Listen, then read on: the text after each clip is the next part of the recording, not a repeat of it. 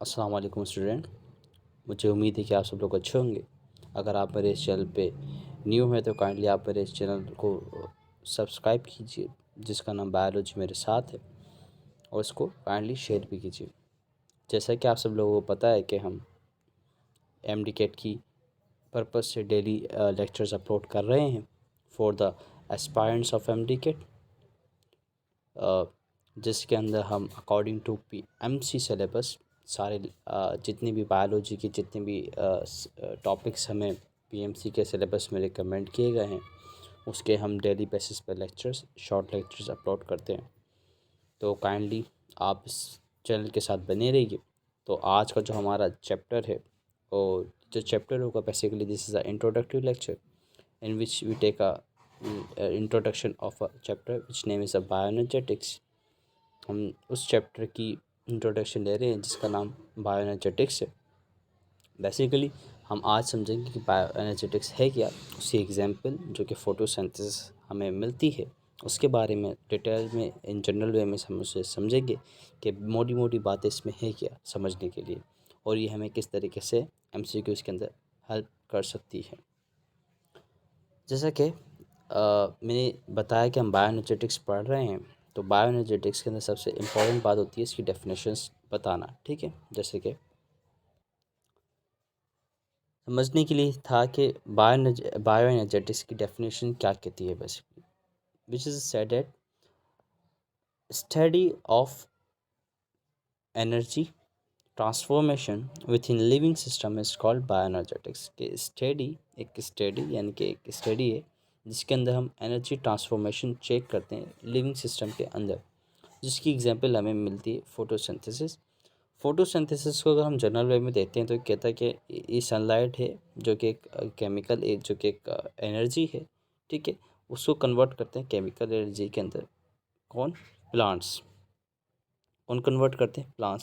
तो ये जो एक पूरा प्रोसेस आता है ये किस में आता है? हमारे पास बायोएनर्जेटिक्स में आता है। ठीक है, सिंपल सी बात है समझने के लिए। तो अगर हम फोटोसिंथेसिस के एग्जाम्पल के अंदर थोड़ी समझने की कोशिश करते हैं कि कहता क्या है, तो ये कहता है कि conversion of solar energy into a chemical energy, ठीक है, कॉल्ड अ फोटोसिंथेसिस। अगर इसको केमिकली हम डिफाइन करने की कोशिश करेंगे chemically what is a photosynthesis, then we say that the chemically the photosynthesis is photo redox reaction. अब रेडॉक्स रिएक्शन क्या कहता है कि reaction in which oxidation and reduction, यानी कि in which oxidation and reduction occur in single reaction. ठीक है, यानी कि इसमें जो आप रिएक्शन देख रहे हैं सामने फोटोसिंथेसिस का, this is a single reaction which indicate देख कि इसके अंदर रिडक्शन भी हो रही है और दूसरी तरफ इसके अंदर आपको क्या दिख रही है? ऑक्सीडेशन भी दिख रही है, जो कि ये रही। ठीक है, सीधी सी बात है जो है। अगर हम देखते हैं कि कार्बन डाइऑक्साइड इसके अंदर है, वो है एक ऑक्सीडाइज्ड फॉर्म ऑफ कार्बन। जो कार्बन डाइऑक्साइड की बेसिकली क्या चीज़ की ज़रूरत है हमें? कार्बन डाइऑक्साइड की, वाटर की, ठीक है, और सनलाइट की। तो हमें कार्बन तो सिंपल सीधी सिंगल फॉर्म में नहीं मिल सकती। जो जो कार्बन होती है वो हमें हमेशा ऑक्सीडाइज्ड फॉर्म के अंदर इन्वायरमेंट के अंदर मिलती है, जिसको प्लांट अपटेक करते हैं थ्रू देयर स्टोमेटा।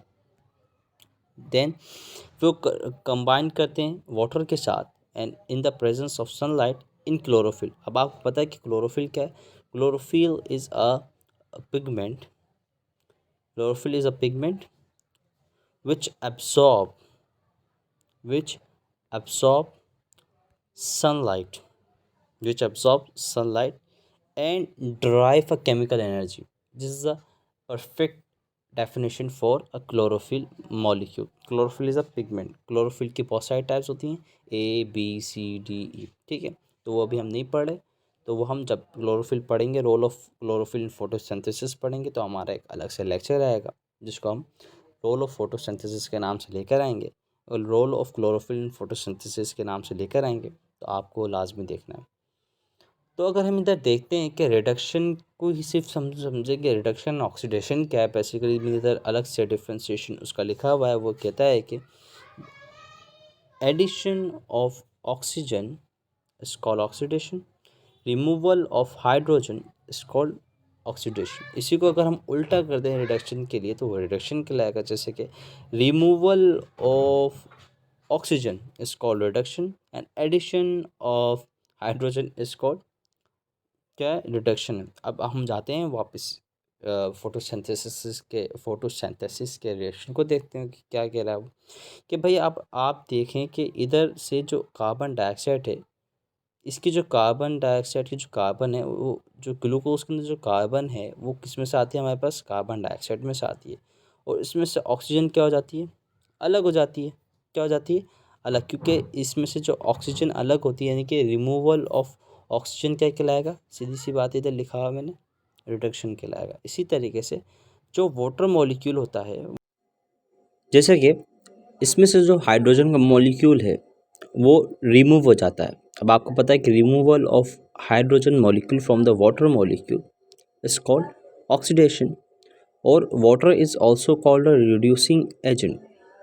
अब जिसकी बदौलत क्या होता है, जो हाइड्रोजन होता है और वाटर के मॉलिक्यूल में जो ऑक्सीजन होता है वो as a by product side में निकल जाता है, और वो फिर कहाँ चले जाता है, एनवायरनमेंट के अंदर उस ऑक्सीजन को दे दिया जाता है बाय द प्लांट।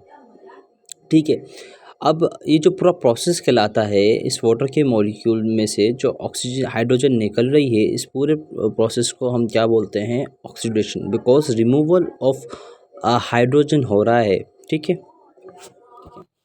अब इधर मैंने कुछ चीज़ें और बताई कि photosynthesis is anabolic because these are simple inorganic elements which combine together and produce a complex molecule called glucose।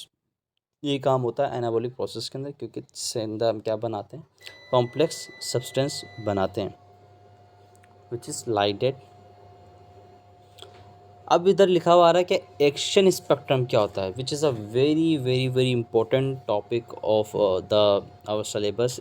Action spectrum कहता है क्या, बेसिकली एक्शन स्पेक्ट्रम कहता है कि the point where the activity of pigment is maximum is called action spectrum. यानी कि ऐसा point जहाँ पे पिगमेंट की जो भी एक्टिविटी यानी परफॉर्मेंस है वो क्या हो, मैक्सिमम हो। जैसे कि पिगमेंट की हम बात करते हैं, एक पिगमेंट है, यानी कि इधर जो नैनोमीटर की बात आ रही है वो आ रही है कि जो सनलाइट होती है, basically sunlight is a mixture of 7 colours and 7 wavelength.